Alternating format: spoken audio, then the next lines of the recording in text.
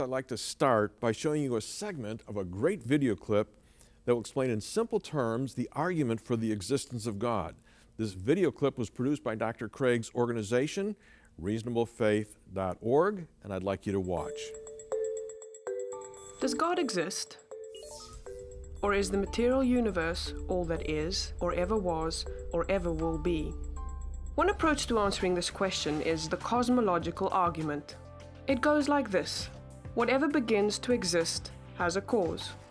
The universe began to exist, therefore, the universe has a cause. Is the first premise true? Let's consider.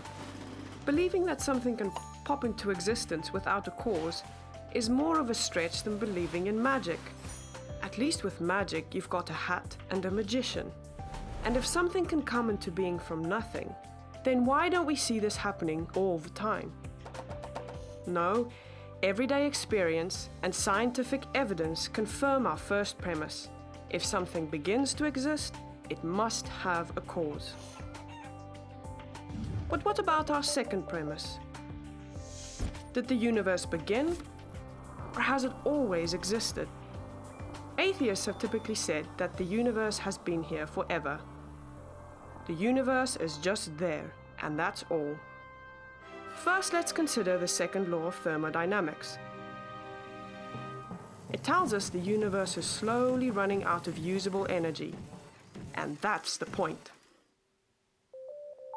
If the universe had been here forever, it would have run out of usable energy by now.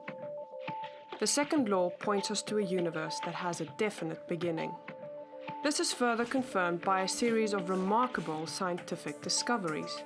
In 1915, Albert Einstein presented his general theory of relativity. This allowed us, for the first time, to talk meaningfully about the past history of the universe. Next, Alexander Friedmann and George Lemaitre, each working with Einstein's equations, predicted that the universe is expanding. Then in 1929, Edwin Hubble measured the red shift in light from distant galaxies. This empirical evidence confirmed not only that the universe is expanding, but that it sprang into being from a single point in the finite past. It was a monumental discovery, almost beyond comprehension. However, not everyone is fond of a finite universe, so it wasn't long before alternative models popped into existence. But one by one, these models failed to stand the test of time.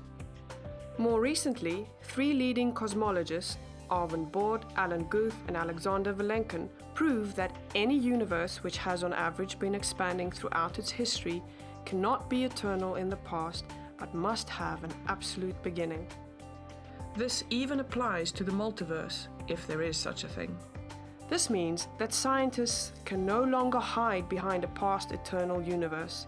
There is no escape. They have to face the problem of a cosmic beginning.